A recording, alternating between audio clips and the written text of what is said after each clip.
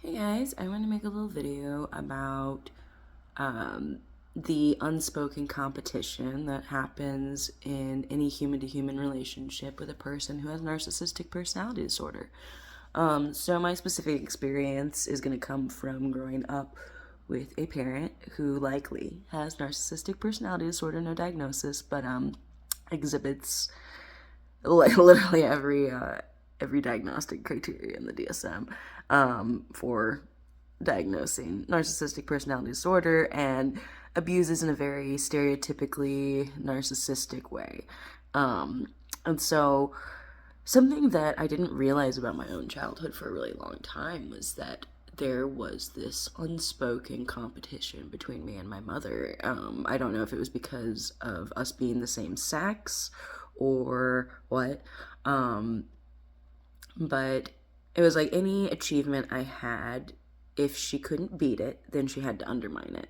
And I've noticed this is a thing that seems to occur in any kind of narcissistic relationship where the person is doing all these sly, like, mind game things, and the ultimate goal is to bring people around them down so that they can elevate themselves in exchange and in relativity, even though the truth is that they remain stationary and actually a little lower because they're trying to bring people down. And so this competition can manifest in a lot of ways. And like I said, it's generally unspoken, at least for covert narcissists. It'll be more outspoken, I imagine, for more malignant narcissists who are kind of the in-your-face, obvious, like, I obviously have a very grand idea of myself kind of narcissist. But those guys are pretty easy to spot. For a lot of people, even if you're not super emotionally intelligent, we can kind of see when someone's full of themselves, right?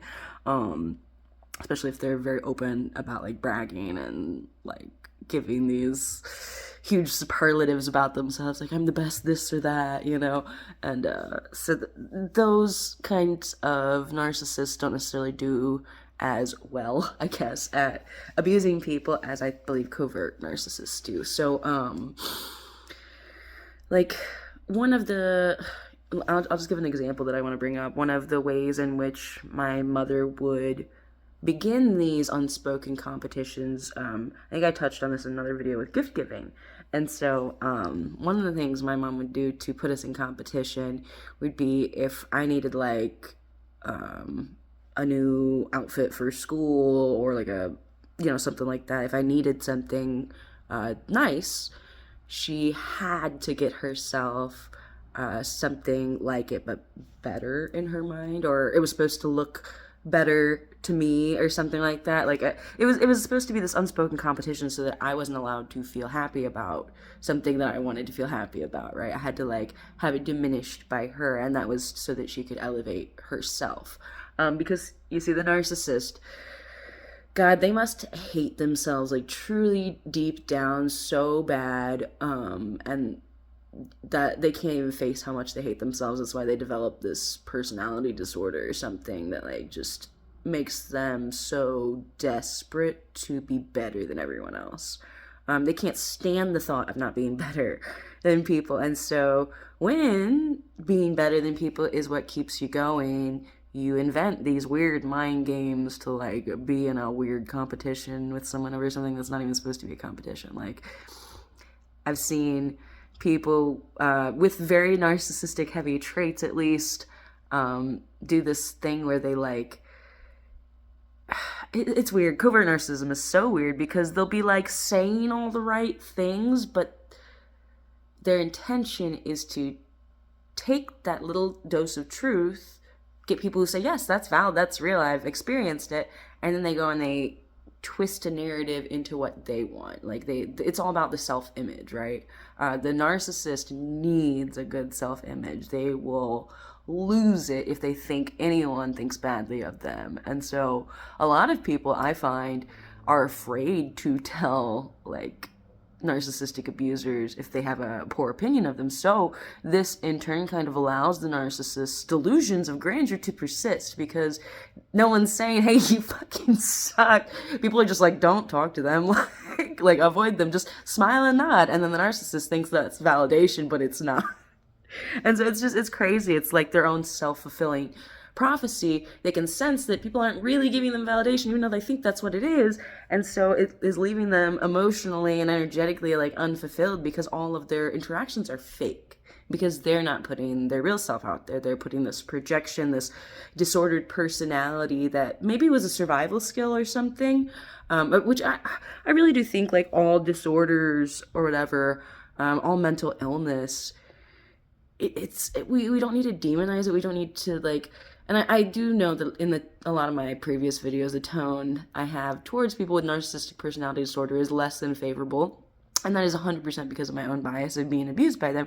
But I really do think deep down that we don't need to be demonizing. Like these people who struggle with a personality disorder are not innately evil. I have friends that have borderline personality disorder, and I don't think they're bad people. Not saying that they always make good choices either, but we're all people. And I do think as long as we are trying to get better each day, even if we aren't sure how to do that, and even if it's a baby step, and even if we take a step back, as long as we're trying consistently to do better than we have been doing, I think that's really what matters. And to do better, we have to be open, and we have to be open for judgment and criticism. And then we also have to, meanwhile, we can't just be open for those things, right? Because we'll be worn down. So we don't have to also be building ourselves up and be looking for the things that we are doing well in, and like building our own self-esteem and confidence from within with like genuine self-esteem, rather than what the narcissist creates, which is mental gymnastics to pretend they have self-esteem. And so competition is one of the main ways and that they do that, and whether it's social competition, financial competition, even kindness competition. I've seen like fake kindness, like where it's your birthday and I'm gonna go give people flowers to remind people to be nice, but it's like, no, you're doing that to get people to pay attention to you on your birthday. Who, anyways, some people are just, covert narcissists are just very good at hiding their narcissism, because if you look at the one-off, like even my example of that I just gave, like if you just look at that from a one-off, that's not really like a narcissistic thing, right? But it will be, when you look at the narcissist, it's these patterns of continual narcissistic behavior where it's like the one-off of, oh, well, maybe it's a little self-centered, but maybe it's, you know, these good intentions or whatever. But when you have a pattern of those in your past, and that's like something you, like everything is like that, where it's like, oh, it's a little, it tends to be, you know, I mean, looks like a fish, smells like a fish, it's probably a fish, but I don't know, it could be a crab. Anyways, the competition thing is weird. And so if you're someone who is recovering from narcissistic abuse, I think something that's been really helpful for me has been just to go back into my own past with the narcissist and really examine, like, what were her, like, true intentions behind putting me in these, like, competitions with her, and really seeing that it was just because she felt so bad about herself. Like, I really pity her. And I think pity kind of takes away anger. Doesn't necessarily take away pain for me, but it definitely does take away some anger when you really like pity someone. You're like, wow, your life, like that's the choice you made to be happy. Like, wow, I'm so sorry. That's where your frontal lobe development is. Okay. Again, I'm really not trying to demonize people with personality disorders, even narcissistic personality disorder, even though some people cause so much harm. I will say, I'm sure it can't be everyone, because nothing's like that. Nothing's everyone, right? Even people with, you know, very debilitating mental health conditions, like, they're not, I really don't believe in evil people, really, except, never mind. I was gonna get political, but, sorry, so this is another day. Sorry for the segue, but I was making that video, the video you just finished watching, and then mom stuff came up, and I had to do life shit, and so but I really wanted to continue talking about this. I forgot about the video because it's not something that's currently like affecting my life, but it is something I've wanted to talk about for a while, just because I feel like noticing the subtle yet intentional competition that a person sets up can be like a really good indicator of like a form of narcissistic abuse. Not even necessarily that they have narcissistic personality disorder, but I think there are a lot of people out there that will abuse in a semi-narcissistic way, which when I say it like that, it just means putting themselves above everyone else, like in a I'm superior to you way. People who abuse others with that mentality. And so competition, I think, is one of the maybe like most base ways that people can abuse in a narcissistic way, where they seemingly unintentionally, but I believe intentionally, or at least subconsciously intentionally, they set up these dynamics of competition, and that's the game. That's the game that a fragile ego likes to play, is a game with a winner and a loser, because they want to win. It's a ploy to build their own self-esteem that's so weak and fragile, so their mind creates this idea of, okay, if I set this up where I can win, or where the other person can lose, sabotage, they do that to make themselves feel better about themselves. And I do think also too, like I've said in other videos, everything is like a spectrum. So I think even with narcissistic abuse, it's kind of a spectrum too. So there are people, obviously, that, everyone has some narcissistic traits, really, some more so than others, but I do think that everyone can have some degree of narcissism. I do think even a certain level of self-centeredness or egotisticalness is necessary in some way. And again, this is like not an all-encompassing way, that's not healthy, but to survive, we have to worry about if we've eaten. If I haven't eaten in a week and I come across food, and someone who just ate yesterday asks me for food, the food that I just got, I can't say yes, because I'll die. Assuming I'm not already dead after a week without food, I feel like I'm gonna die after like 3 hours without food. But, or if I haven't had, all these things that to keep myself alive, I have to have a certain sense of narcissism.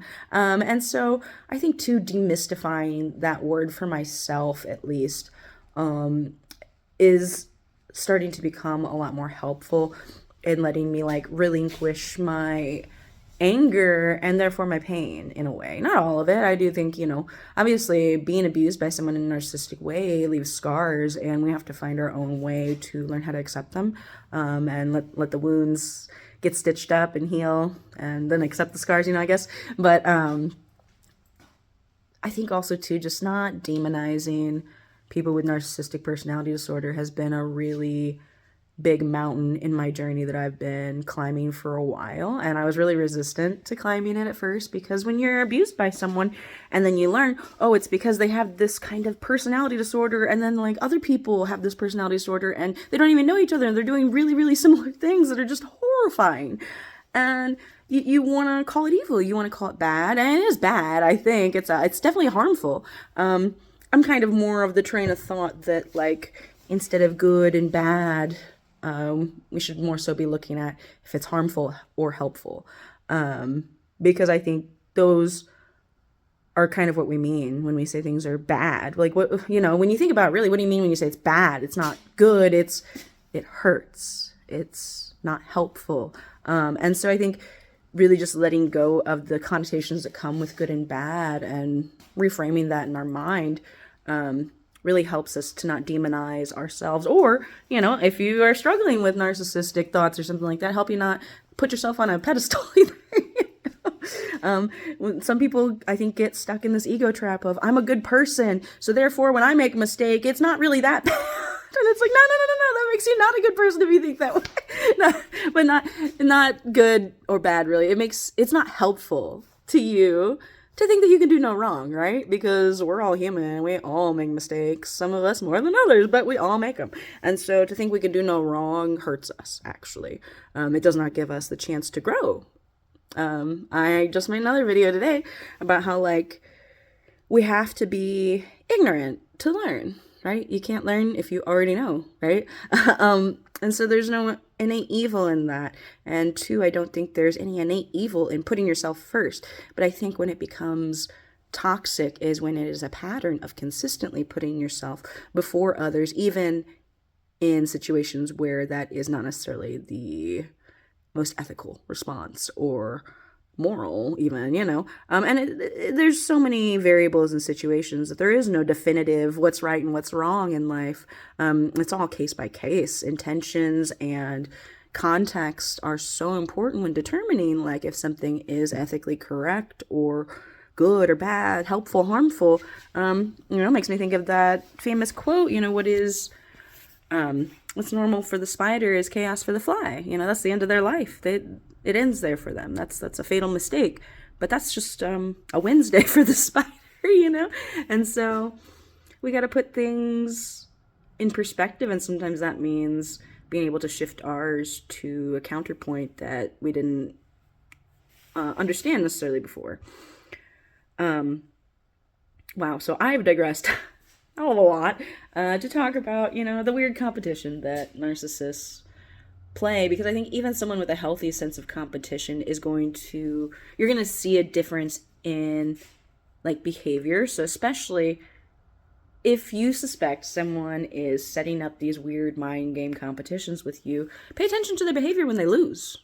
If it's graceful, it's probably not like something nefarious, maybe they're just, that is like more of a healthy sense of competition, and maybe you guys just don't jive on that level, and that's why it's making you second guess things. But, like, the narcissist will be deeply disturbed if they lose one of these games they set up. They may not express it outwardly, especially the covert narcissist. They may smile, congratulate the other person, but you will see in their actions of either trying to recreate the scenario to win it, or bad talking this person behind the back, suddenly having issues with this person that won the weird unspoken competition they set up, suddenly taking a very oppositional stance to one that person has that beat them or whatever. Just like they are building this person up in their mind as an enemy now because they've insulted their great ego. And that's why I think a lot of people who maybe are not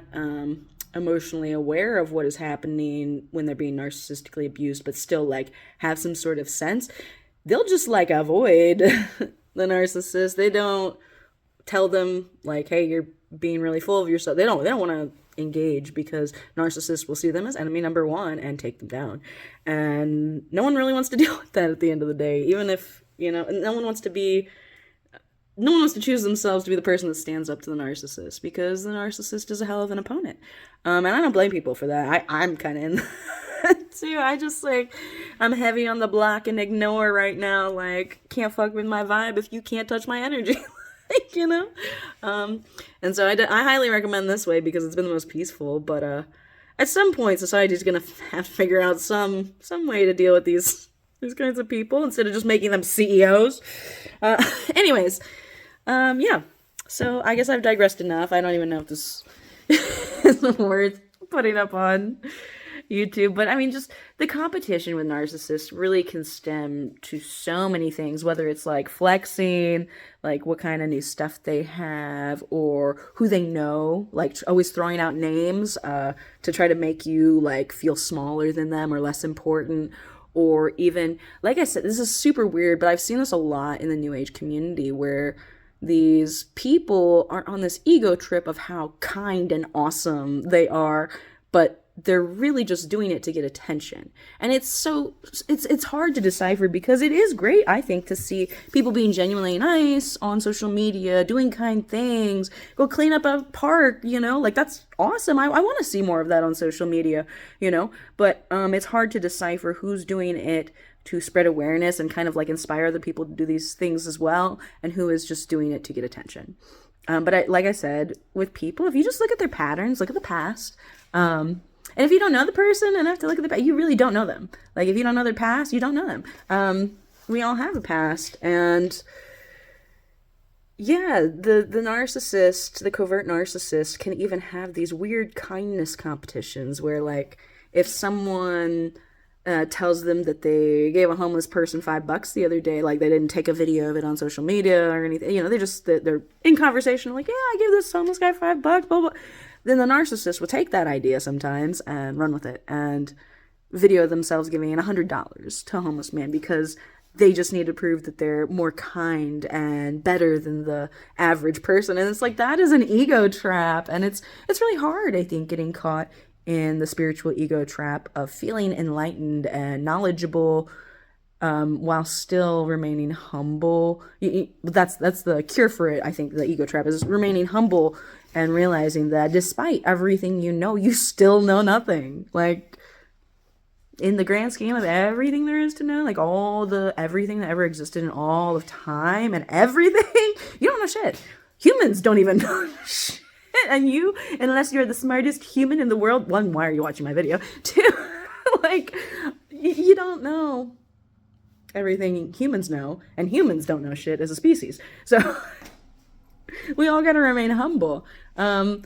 And you know, oh God, okay, I could go on a whole other rant about the spiritual New Age community, and I might do just that. So I'll end this video about narcissists, which they hide in, I think, the communities of good people, specifically so that they can find genuine people who will think that others have the same heart as them, because that's what their community is made of. And then they will take that and take advantage of it and abuse people like that. So you'll see, like, religious or even spiritual New Age kind of communities are havens for abusers. I hitchhiked and traveled. The rainbow community, which is a lot of really good people, is also a haven for really bad people too. Even in schools, you hear about these horrible people that just take advantage of children in a setting where it's a lot of mostly good people that care about kids, you know? And so it's crazy how abusers and predators in general will just seek refuge in these places that are supposed to be safe for everyone. So it's good to build your discernment if you are in some of these communities, which can be very awesome and helpful and beneficial to all the people in them. Not necessarily, but you know, like, they can all be great, but they can also be very toxic and harbor abusers because of, you know, these ideas of we have to forgive people, we have to give people the benefit of the doubt always. The past is in the past, you're absolved. You know, a lot of those, like, spiritual communities, like, oh, well, you said your Hail Marys and now it doesn't matter what you did. It's like, no, that's not really how life works. Like, we have to look at our collection of actions throughout our life to determine really what kind of impact we're making in existence.